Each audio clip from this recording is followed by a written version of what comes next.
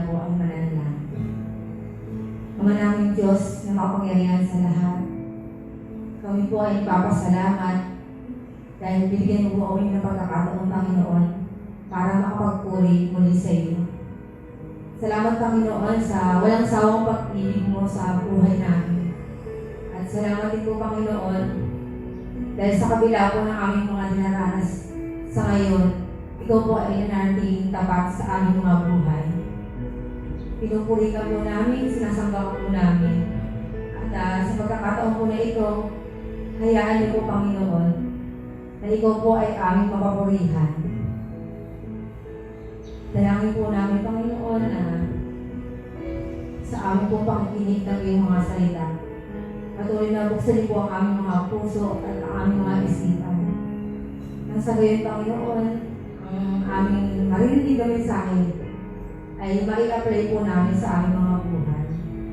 Thank you, Lord, dahil kahit kami po ay nasa kanilang mga tahanan, hindi po ito naging handa, Panginoon, na kami po ay makakarinig ng iyong salita.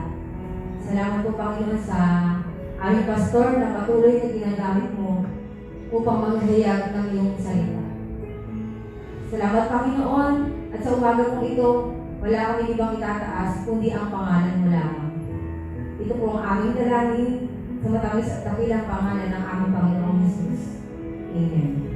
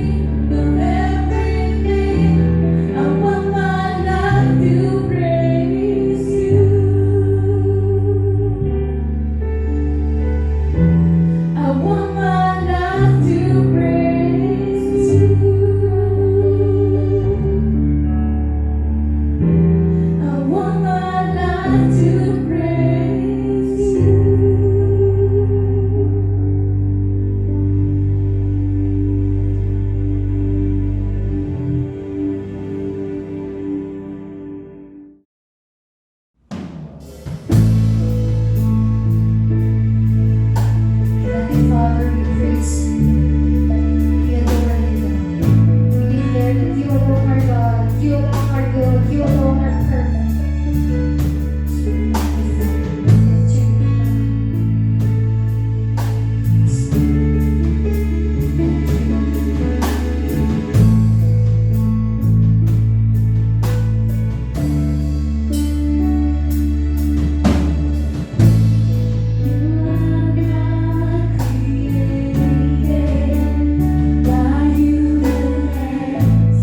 You are not a God.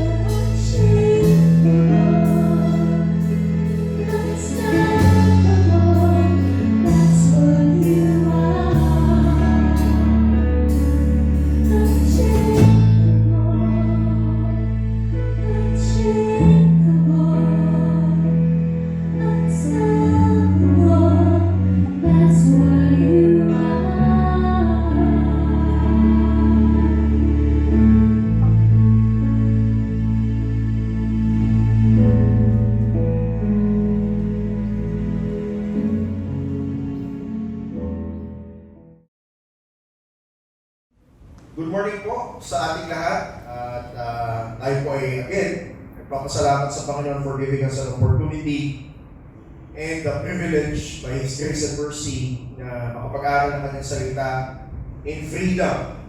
At ngayong pong umaga, tayo pa rin po ay nasa ating serye na Standing Firm in Troubled Times. And this morning, ang title po ng ating sermon ay Peace for the Troubled Hearts.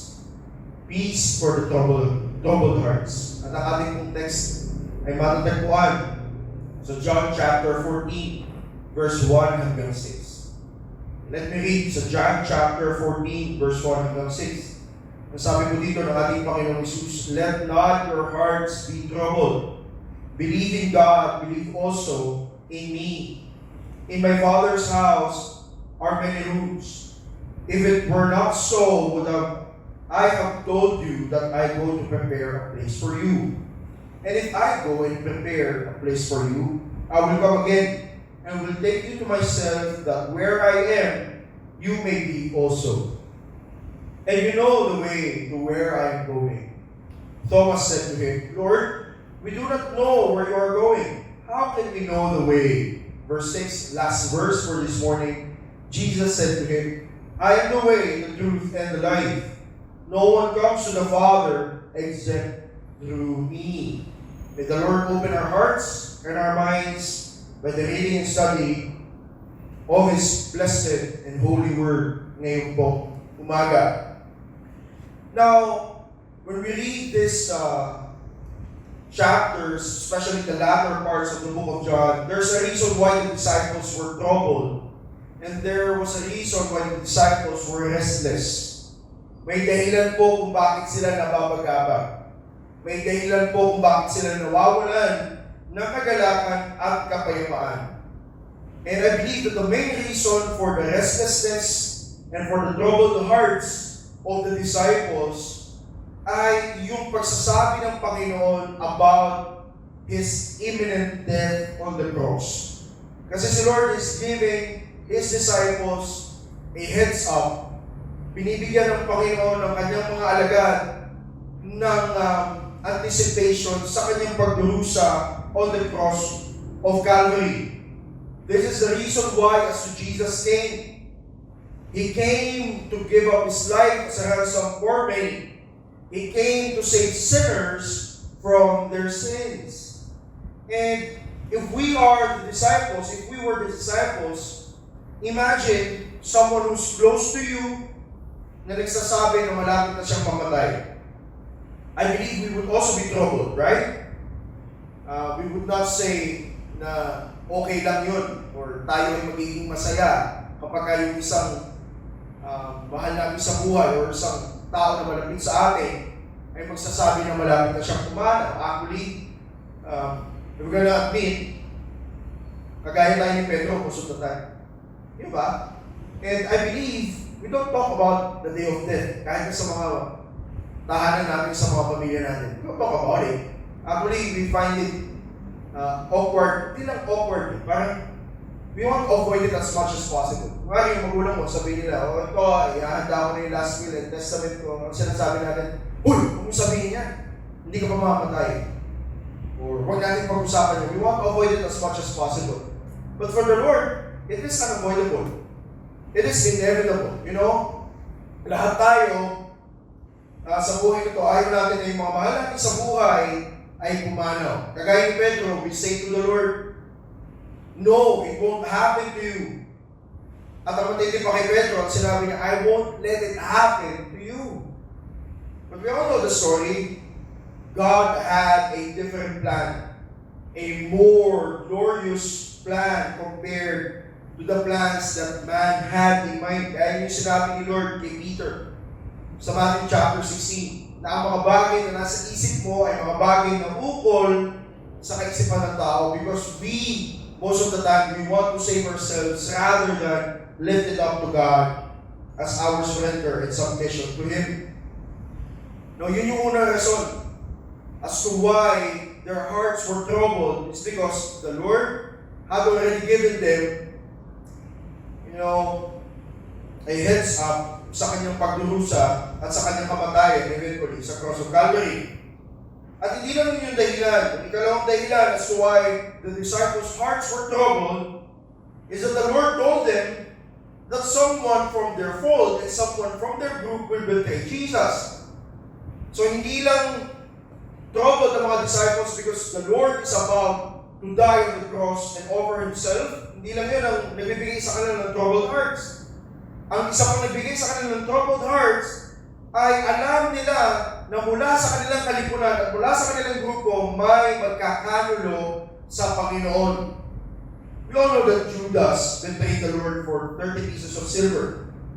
And yung iba, they tried to give meaning sa 30 pieces of silver, sa 30 pirasong pila. But you know, it doesn't matter what the amount is. It doesn't matter what the amount was. You know why? Because a betrayal, no matter what the amount is, it's still a betrayal. If he betrayed the Lord, if Judas betrayed the Lord for 5 pieces of silver, it's still a betrayal, right? So it doesn't matter what the amount is. A betrayal is a betrayal. So for the disciples, pamilya, the Lord will die at yung magkakanulo sa Kanya will come from our fold. At hindi lang yun. Imagine the impact to Peter and also to the disciples around. When the Lord told Peter na siyang pinaka-vocal, Peter was the one who's vocal, right? Sabi niya, Lord, hindi kita iiwan, lahat sila magpo-fall away, but I will be the one to be on your side until the end. But the Lord told Peter, hey, you keep on making empty promises because you don't know what will happen. Here's what's going to happen. Sabi ni Lord kay Peter. Ano sinabi ni Lord kay Peter sa John 13? Sa preceding verses, sa John 13, 36 to 38, sinabi ni Lord sa kanya, tingnan niyo po, starting from verse 36. Simon Peter said to him, Lord, where you are going? Where are you going? Jesus answered him, where I am going, you cannot follow me now, but you will follow afterward. Wow! Ano sinasabi ni Lord kay Pedro? Yung imminent death ng Panginoon on the cross, hindi pa pwedeng pahadlangan. At hindi lamang yun, si Pedro then would also suffer death and martyrdom. And then sabi po dito sa verse 37, Peter said to him, Lord, why can I not follow you now? I will lay down my life for you. 38, Jesus answered, will you lay down your life for me? Truly, truly. Tignan niyo po yung salitang truly, truly. Dalawang beses inulit. Ibig sabihin, this will happen. Truly, truly, I say to you, the rooster will not crow till you have denied me 3 times. Bakit po 3 times? Because it was a deliberate and conscious denial on Peter's part. And we all know that this has to happen sa buhay ni Pedro in order for him to be humbled, in order for him to be broken, para siya ay lalo pang magamit ng Panginoon. Yung pinupurify ni God, yung pinag-cleanse ni God, ay para sa lalo pang pagiging kagamit-gamit ni Pedro. That's why the Lord had to humble him, and the Lord had to what? Confront him with what will happen to the Lord and at the same time to him. So in the minds of the disciples, probably they're saying within themselves, paano na tayo kung wala ang Panginoon? Paano na tayo? Where will we go? Pero tingnan niyo yung gentle yet firm reminder of the Lord in verse 1 ng chapter 14. Let not your hearts be troubled. Believe in God. Believe also in me. Ang galing lang ni Lord. Because He didn't just say to His disciples, huwag kayong mag-alala, or huwag kayong mangamba. There's a way for the disciples' hearts not to be troubled. May paraan. Ano po yung paraan? The key phrase is the next line doon sa verse 1. Ang sabi ni Lord, let not your hearts be troubled. So, papaano daw na yung puso nila ay hindi magiging puno ng kabalisahan? Ang sabi ni Jesus sa kanila, ang sabi ng Panginoon, believe in God, believe also in me. Kung ayaw nila na ang kanilang mga puso ay mapuno ng kabalisahan, they need to believe in God and they need to believe in Jesus. They need to believe in everything that Jesus told them about God.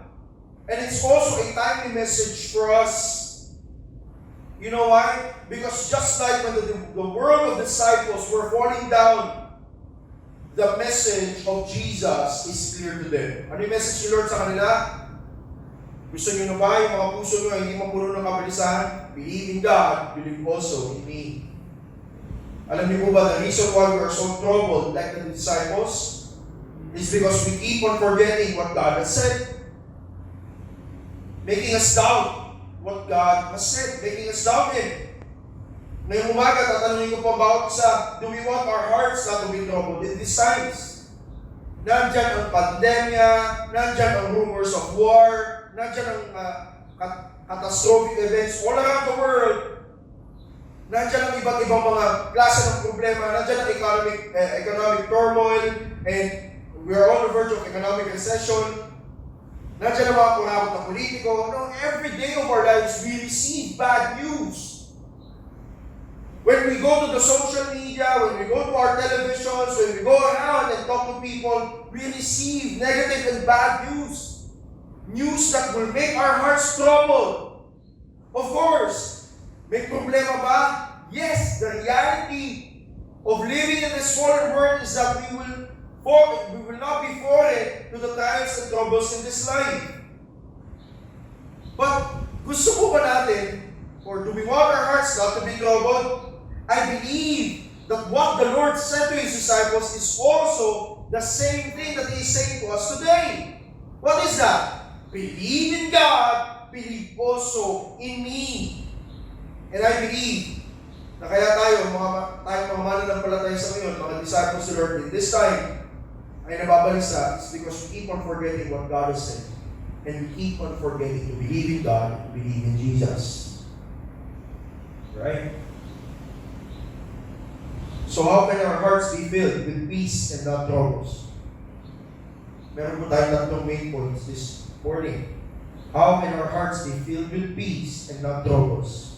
Ano ang pumupuno sa puso mo, kapatid? Kabalisahan ba? O ang kapayapaan na nanggagaling sa Diyos? First point, bakit po ang ating mga puso ay kailangan mapuno ng kapayapaan?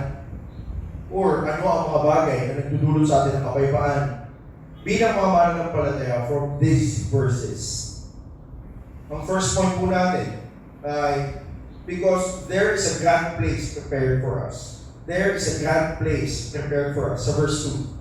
Then yung sabi ni Jesus, in my Father's house are many rooms. If it were not so, would I have told you that I go to prepare a place for you? Ang ganda nung sinabi ng Panginoon. No? Because it is a comforting assurance and a comforting promise from the Lord for His troubled disciples.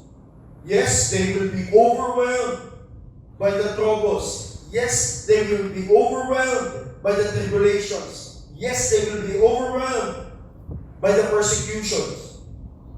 But tingnan niyo mga kapatid, in the succeeding chapters, the Lord told them that I will send my Holy Spirit so that He can comfort you in times of trouble. Tingnan niyo mga kapatid, sabi ni Lord, in the time of my departure, I will prepare a place for you in my Father's house. It is an assurance, it is a comforting promise from the Lord. Yes, there will be troubles in this world for the disciples. And yung pagkamatay ng Lord sa cross of Calvary will have an impact sa kanilang mga buhay, but it will not end there. You know why? Because Jesus will rise from the grave. He will live again. Why? Because He is the resurrection and the life. So ibig sabihin, when Jesus will go to the Father and prepare a place for them, it is rest assured that when Jesus resurrected from the grave, it is rest assured that their story, my story, your story, as disciples of the Lord, will not end in troubles or hardships. Our stories as Christians, our stories as believers, our stories as saved people will end in glory. You know why? Because we will end in the Father's house. we will end in the Father's presence, in the everlasting presence of God. So gusto ko ba natin puno ang ating mga puso ng kapayapaan? Ipaalala sa ating mga sarili na mayroong lugar na inihanda ang Panginoon para sa ating lahat. Let me go from C.S. Lewis. At sabi po niya, there have been times when I think we do not desire heaven. But more often, I find myself wondering whether in our heart of hearts, we have ever desired anything else. It is the sacred signature of each soul, the incommunicable and unappeasable want, the thing we desired before we met our wives, or made our friends, or chose our work, and which we shall still desire on our deathbeds, when the mind no longer knows wife, or friend, or work.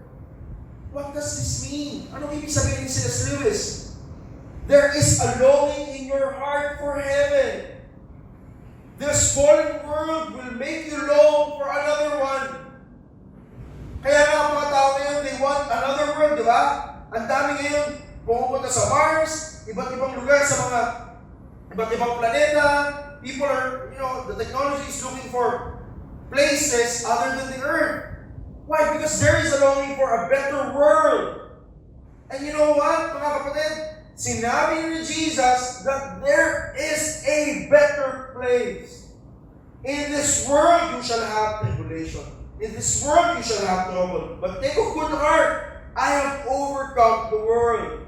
And part of the promise of the Lord for His disciples is that He will go to the Father's presence and prepare a place for them. This promise is so wonderful. Alam niyo ba kung bakit? Because we are sinners. We don't deserve a spot in the Father's presence. We don't deserve a place in the Father's house. Alam niyo po ba mga kapatid, Jesus is the one who prepared it for us. Isn't that grace? That is amazing grace. And if you know what? If there is a place prepared for us, it's also vital for us to prepare ourselves, right? Alam ko po yun, sa atin nagka-travel. When you go outside the country, when you go domestic, tour, alam niyo kung ginagawa natin, gumagawa tayo ng itinerary. Inaalam natin kung ano yung lugar na pupuntahan natin. We get excited. Anong implication yan sa buhay ng bawat isa? Do you get excited to be with God for all eternity? Now, the sad reality is that sometimes we think that our lives here on earth would not end. We love so much yung ating buhay dito that we forget that Jesus has already prepared a place for us. When you love money more than God, you think that you will not leave your money here? No, we will all leave our possessions here. That's why the Lord is telling us not to live for these things, but to live for Him who has prepared a place for us in the Father's house. Second point, there's not just a grand place prepared for us, there's also a gracious person who prepared it for us. Gusto po ba natin na ating puso ay mapuno ng kapayapaan at hindi ng kabalisahan? Tingnan niyo po sa verse 3. And if I go and prepare a place for you, I will come again and will take you to myself, that where I am, you may be also. It is so personal. If I go and prepare a place for you, hindi siya pinaprepare sa mga angel, hindi siya pinaprepare sa iba. No, Jesus Himself prepared it for His disciples. That's a special place, prepared by a very and most important person in the person of Christ. Tingnan niyo po mga kapatid, the Lord will not just prepare a place for His disciples. He will be the one who usher them to the place He prepared. Ang tindi, di ba? Siya pa yung susundo sa mga disciples, siya pa yung susundo sa mga believers. para dalhin sila dun sa lugar na kanyang inihanda para sa kanila. He will return for the ones He saved. It is a magnificent act of the Lord's grace and mercy. The Lord is telling them not to be troubled because there is a special place for them prepared by a very special person. Tingnan po sabi ni Apostle Pablo sa 1 Thessalonians chapter 4, 13 to 18. Ang sabi po ni Apostle Pablo, but we do not want you to be uninformed, brothers, about those who are asleep, that you may not grieve as others do have no hope. Yes, we grieve, we cry. We are sorrowful kapag yung mahal natin sa buhay ay namatay or pumanaw. But if they are in the Lord, we don't grieve like those who do not have hope in Christ. We grieve, yes, but we can be rest assured that we can grieve with joy. Sabi nyo, is that possible, Pastor? Yes, when we go to the assurance of the Word, there will be a grand reunion with them for those who are in Christ. 14. For since we believe that Jesus died and rose again, even so, through Jesus, God will bring with Him those who have fallen asleep. For this we declare to you by a word from the Lord, that we who are alive, who are left until the coming of the Lord, will not precede those who have fallen asleep. For the Lord Himself will descend from heaven with a cry of a command, with the voice of an archangel, and with the sound of the trumpet of God, and the dead in Christ will rise first. 17. Then we who are alive, who are left, will be caught up together with them in the clouds to meet the Lord in the air. So we will always be with the Lord. We will always be with the Lord. Tingnan niyo po yung verse 18. This is so important. Therefore, encourage one another with these words. Ano po ang tawag sa atin ng Panginoon? Yes, we are in the middle of a pandemic. We're in the middle of COVID-19. So what do we need to do? When we see these things, when we see the troubled world, when we see the fallen and broken world, what do we need to do? Instead of wallowing ourselves with bad news, ang sabi po ni Apostle Pablo sa verse 18, encourage one another with this word. What do we need to do? We need to remind one another that the Lord will come back for us. We need to remind one another that the Lord will return. Why? Because He has prepared a place for us in the Father's house.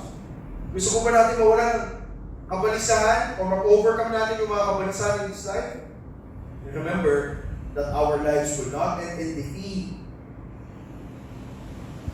or will not end in loss, but our lives will end in glory with the Lord Jesus Christ. Third, and last point this morning, there is a genuine promise given to us. There is a genuine promise given to us. Sabi po sa verse 4 to 6, and you know the way where I am going. Thomas said to Him, Lord, we do not know where you are going. How can we know the way? Verse 6, Jesus said to him, I am the way, the truth, and the life. No one comes to the Father except through me. Now, how can the disciples know that this is true? Because the Lord said it exclusively in verse 6. He is the way, He is the truth, He is the life. Wala makaparangon sa Ama maliban sa Kanya. If you are in Christ, if I am in Christ, there is a place for you and me that comes in a gracious person with a wonderful promise. The only way to the Father is through Christ. How can they have peaceful hearts in a troubled world? By looking at Jesus and believing in Him as the way, the truth, and the life.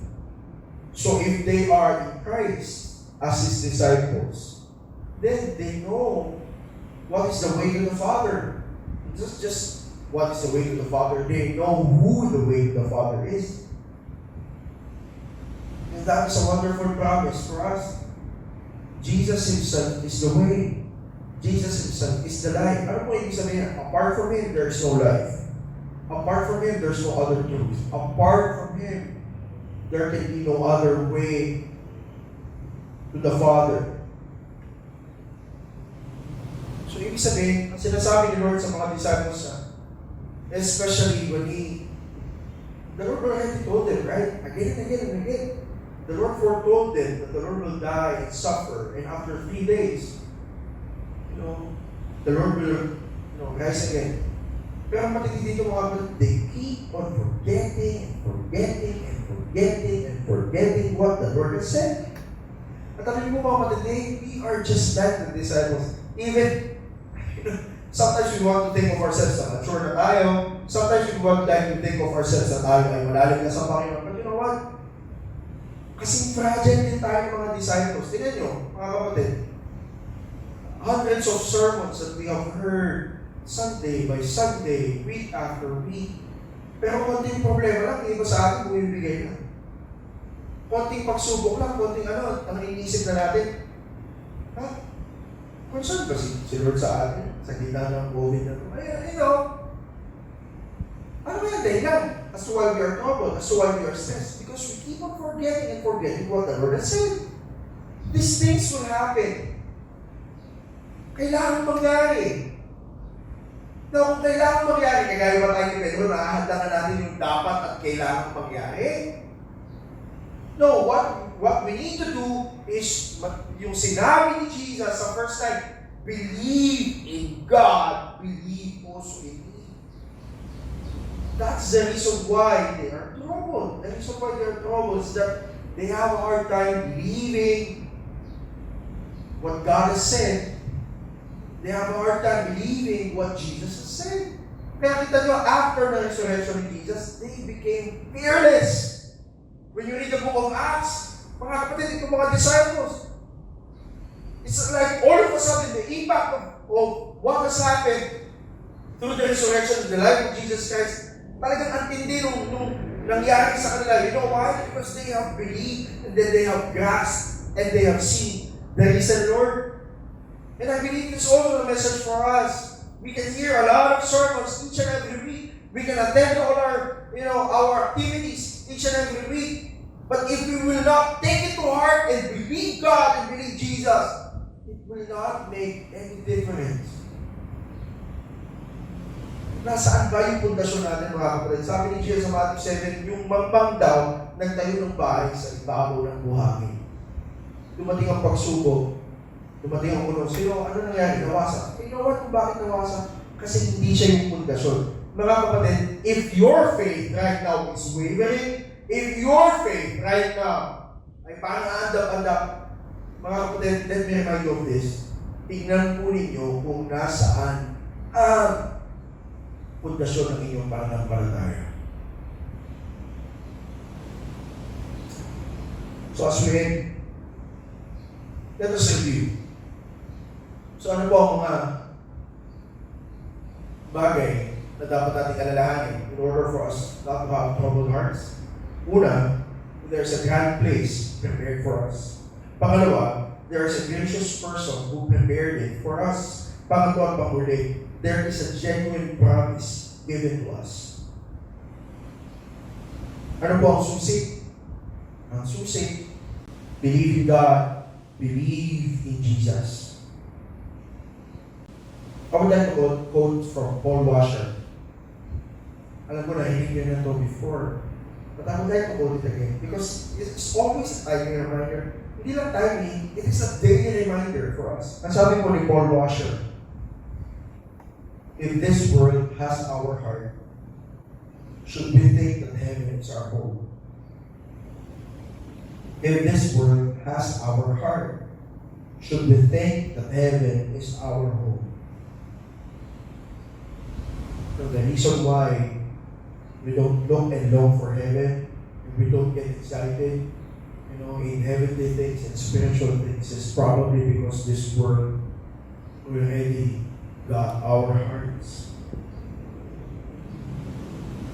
And probably the reason why we are so troubled right now sa ating mga buhay. Probably the reason why you are discouraged right now is because this word is having our hearts. Ano po sabi ni Lord sa mga disciples sa Matthew chapter 6? For where your treasure is, there your heart will be also. If this world is the place for your treasure, your heart will be here. But if your heart and your life is in God, is kept hidden in Him, mga kapatid, we will long for the day to be with Him forever and ever. Napakaganda lang po na tayo sabihin natin, yes, kakalangit na tayo. Totoo yan, mga kapatid. Now, again, this is not escapism. We still live in this fallen world. But we look for the world that is to come. To give us hope. Where God rules and reigns forever and ever and we will worship Him. Kung tayo ay kakalangit, sinasabi natin, ako ay kakalangit. Mamuhay na kakalangit. Huwag lang sabihin, ako ay kakalangit. Mamuhay ng pagiging makalangit. I hope and pray the Lord will speak into your hearts. Is your heart troubled? Is your mind and your life troubled right now? Are you so stressed right now? Don't look anywhere else for encouragement. Look at Jesus. Look at the Word. He offers rest. Come to me, all who are heavily laden, and I will give you rest. The yoke is easy, my burden is light. What a wonderful promise, right? Let us pray. Father God, ngayon pong umaga, ang dalangin ko sa aming mga kapatid, sa aming lahat, ng aming mga puso, hindi lang mabagaba, hindi lang mapuno ng kabalisahan, kundi ang aming mga puso ay mailaga sa tamang lugar. Lord, I pray na tumingin sa aming mga puso at isipan na ang pagtitiwala sa iyo, ang pananampalataya sa iyo, ang buhay ng pananampalataya is a daily thing. It's not just a one-time decision. It is a continuous decision that we have to make every day to trust in you, to trust God, to trust in your word, to believe in everything that you have said. Lord, salamat because faith is a gift that can only come from you. Strengthen our faith, O God. Help us with our unbelief so that we can bring glory to your name, so that we can also strengthen others. Ngayong umaga, O Diyos, we pray that you give us strength in these troubled times. In Jesus' name, Amen. Purihin ng Panginoon, mga kapatid. And of course, I would like to encourage each and every one of us to pray for our upcoming anniversary. Though this is a different setup of our anniversary, but tayo ay naniniwala that God can move sa ating mga buhay kahit po sa ating online na streaming ng ating mga pananambahan. And let's tune in every Sunday. It's darating pong anniversary. Ang ating pong tagapagsalita ay si Pastor Jebo Bonsuelo. And atin po siyang ipanalangin na siya ay gamitin ng Panginoon for us to be encouraged, to be edified, at tayo din po ay ma-challenge ating pong pagsunod at pananampalataya sa Panginoon. God bless you po. Pagpalain tayo lahat ng ating Panginoong Diyos at mag-ingat po tayo sa ating mga buhay. Pagpalain po tayo, Lord.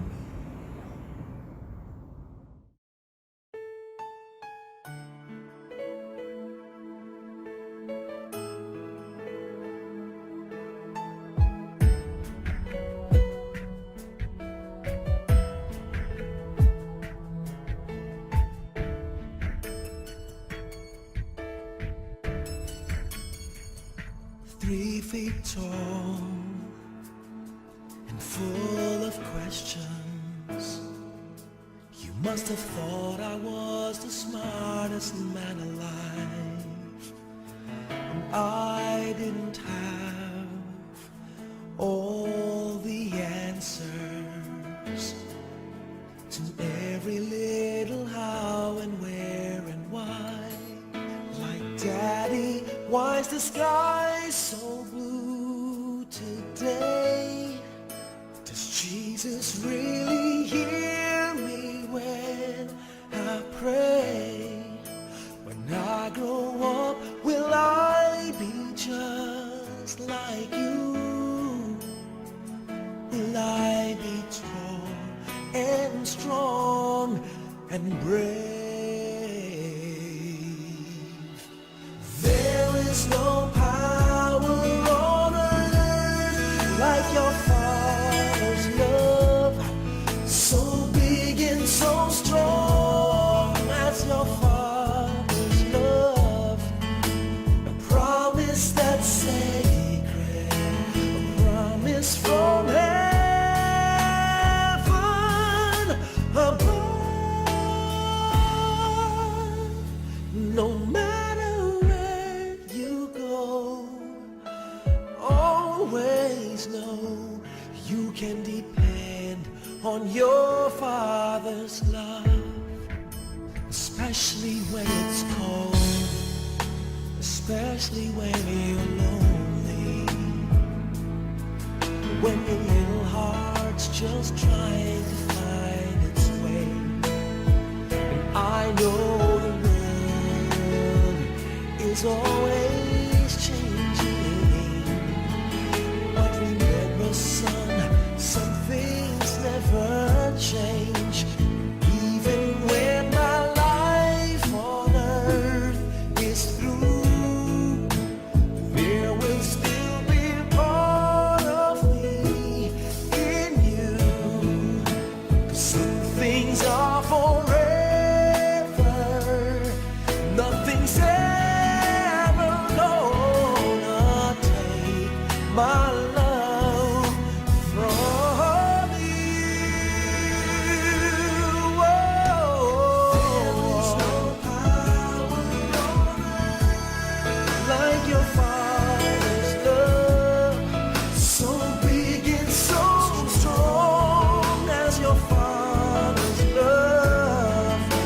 A promise that's sacred, a promise from heaven above.